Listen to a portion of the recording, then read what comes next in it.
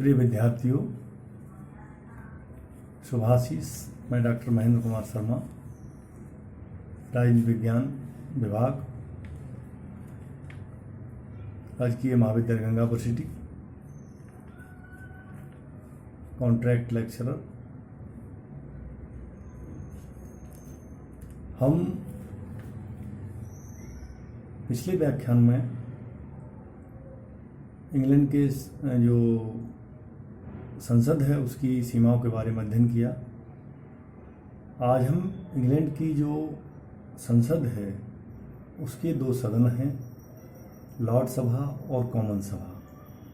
तो लॉर्ड सभा के बारे में हम सामान्य जानकारी ग्रहण करेंगे। ये महत्वपूर्ण बिंदु है परीक्षाओं की दृष्टि से भी और आपके जो प्रतियोगी परीक्षा हैं या एकेडमिक परीक्षा हैं उनसे संबंधित। लोकसभा के बारे में हम देखते हैं। ऐसा कहा गया है कि 1911 के संसदीय अधिनियम के पश्चात लॉर्ड सभा अपने पूर्व रूप की केवल छाया मात्र रह गई है।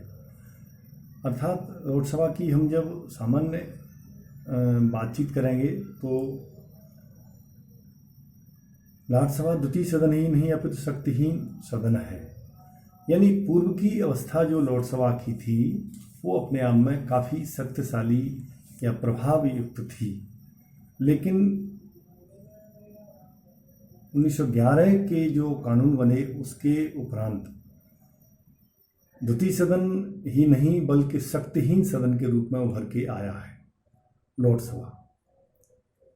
ये एक बदलाव हुआ है लोकसभा में। अब इसमें हम देखते हैं ऑगवे जिंक ने अपनी कृति मॉडर्न फॉरेन गवर्नमेंट्स, ऑगवे जिंक विद्वान हुए हैं, इनकी जो किताब है उसका नाम है आधुनिक विदेशी या आधुनिक विदेशी सरकार, मॉडर्न फॉरेन गवर्नमेंट्स।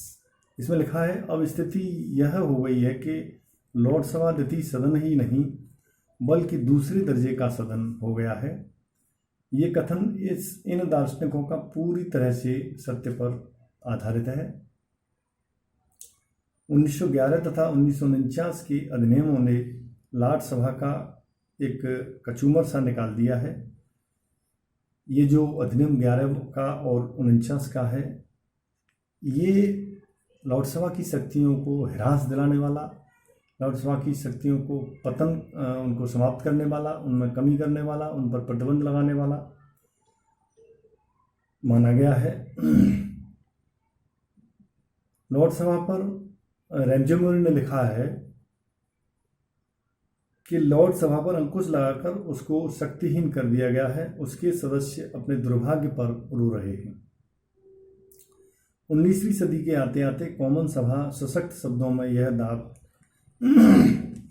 करने लगी कि निर्वाचन के स्थान पर निर्मित होने के कारण वही जनता की सही प्रतिनिधि है और इसलिए अधिक सत्ता की अधिकारगी है। इस शक्ति संघर्ष में लॉर्ड सभा की पराजय हुई। लॉर्ड सभा के दुर्भाग्य का प्रारंभ 1932 के सुधार अधिनियम से आरंभ हो गया। इस अधिनियम को लॉर्ड सभा इसे पारित नहीं करना चाहती थी।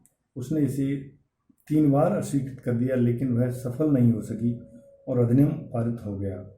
उसके बाद 1860 के बजट, 1967 के सुधार अधिनियम, 1884 के सुधार कानून आदि पर लॉर्ड सभा को कॉमन सभा के हाथों प्रति बार पराजय मिली।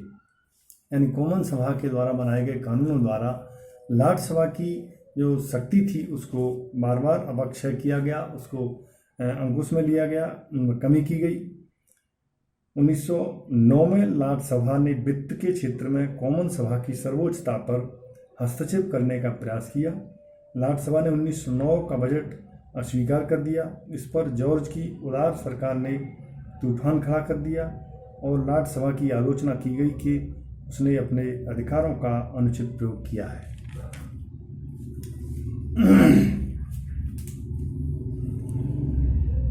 वह लोकसभा के अधिकारों को कम करने पर तुल गया है। लोकसभा की जो शक्तियां हैं उनको कम करने के लिए कॉमन सभा को भंग करा दिया गया और देश में आम चुनाव हुए। चुनावों में उदार दल की विजय हुई। उसके बाद 1910 का बजट पारित हो गया। इसी वर्ष लोकसभा में राज्यसभा की शक्तियों को कम करने वाला विधेयक पारित करवाया गया, किंतु राज्यसभा ने इस पर अपनी स्वीकृति नहीं दी। अतः इस प्रश्न पर फिर से संसद को भंग करके आम चुनाव करवाया और इस बार भी उदार दल की विजय हुई। तो ये कॉमन सभा में किए गए विभिन्न कानूनों के प्रस्तावों और बजट पारित करना 1910 में, राज्यसभा की शक्तियों को कम करने का उद्देश्य, आम चुनावों के माध्यम से संसद को भंग करने, इस तरह की नीतियां रहीं और बार बार उदार दल की ही विजय हुई। संसद का अधिवेशन पुनः प्रारंभ हुआ। राज्यसभा की शक्ति को कम करने हेतु फिर कॉमन सभा ने विधेयक पारित किया। राज्यसभा को यह धमकी भी दी गई कि अगर यह भी विधेयक अस्वीकृत कर दिए तो सरकार राजा को परामर्श देकर विशाल संख्या में नए लॉर्डों की सृष्टि करा लेगी। देखिए, ये लोकसभा की शक्तियों को कम करने के लिए किस किस तरीके या किन किन प्रकारों से हथकंडे अपनाए गए और धमकी भी दी गई लोकसभा के, हम राजा से प्रस्ताव लेकर के और आप सब लॉर्डों को हम यहाँ से छुट्टी कर देंगे, समाप्ति को, और नए लॉर्डों को हम इसमें भर्ती कर लेंगे। तो इस प्रकार एक तरफा नीति के चलते और लोकसभा की जो शक्तियां हैं उनको कम करने के लिए, कॉमन सभा का आधिपत्य स्थापित करने के लिए यह पूरा एक ऐतिहासिक दृष्टिकोण भरा इस लेख के माध्यम से हम सिद्ध कर रहे हैं।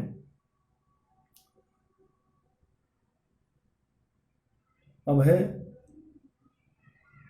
इस प्रकार लोकसभा की शक्तियों को कम करने वाला अधिनियम 1911 पारित हो गया। बाद में 1949 के कानून द्वारा राज्यसभा की शक्तियों को और भी कम कर दिया गया। 1911 का और 1949 का जो कानून था उसके माध्यम से पूरी तरह से इनकी जो शक्तियां हैं लोकसभा की उनको कम कर दिया गया। अतः यह कथन पूरी तरह से यथार्थ सत्य रखता है कि लोकसभा द्वितीय सदन नहीं बल्कि दूसरे दर्जे का सदन मात्र रह गया है।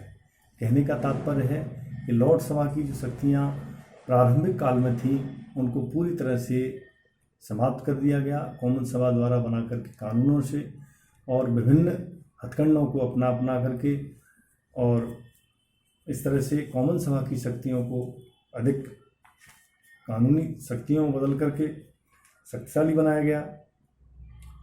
लोकसभा संसद का उच्च अथवा द्वितीय सदन है।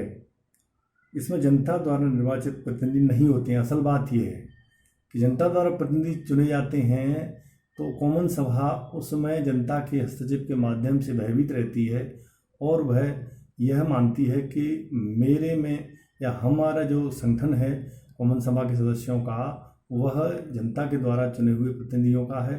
अगर उनका विरोध होगा तो हम उसका कोई उपाय नहीं ढूंढ पाएंगे और आवश्यक है कि लोकसभा की शक्तियों में हम कानूनों के माध्यम से कमी करके, और क्योंकि लोकसभा में जो भी लौट जाते हैं वो अपने आप में मनोनीत होते हैं, उनका कोई भी चुनाव नहीं होता है। देखिए, इस सदन की सदस्य संख्या निश्चित नहीं है लोकसभा की, क्योंकि निर्वाचित प्रतिनिधि इसमें होते नहीं हैं। इसमें अधिकांश सदस्य आनुवंशिक या प्राचीन हेरिडिटी के आधार पर, वंश परंपरागत पद्धति के आधार पर इसमें सदस्य बनते हैं, भेजे जाते हैं। इंग्लैंड की रानी लोकसभा के वर्तमान में तो सदस्य की जो संख्या लगभग 1200 के है आसपास। इसमें अधिकांश सदस्य आनुवंशिक हैं। इंग्लैंड की रानी लोकसभा के अगणित आजीवन सदस्य बनाने का अधिकार रखती है, यानी इनकी गणना नहीं हो सके कितने भी और कितने भी समय के लिए। रानी चाहे तो वहाँ उन सदस्यों को सदस्यता दे सकती है राज्यसभा के लिए। ऐसा अधिकार वहाँ आजीवन सदस्य बनाने का भी दिया गया है रानी को।